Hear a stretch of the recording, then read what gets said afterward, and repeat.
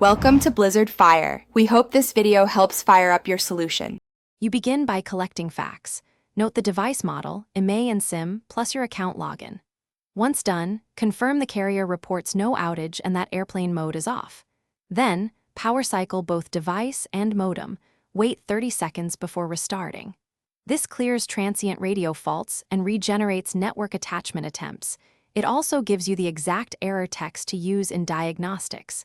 Make sure to write down any codes shown, because they guide the next steps and speed support calls.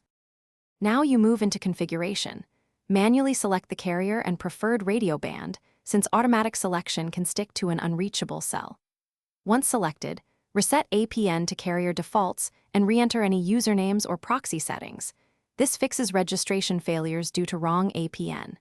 Inspect the SIM contact and tray for damage, then try a known good SIM or place your SIM in another phone to isolate SIM versus device faults. These steps differentiate software, SIM, and radio hardware issues.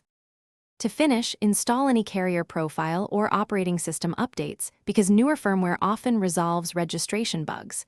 Then perform a registration test, make a call and use data, check signal bars and network type. If registration still fails, gather logs, exact error codes, timestamps, and the steps you already tried, and contact carrier support.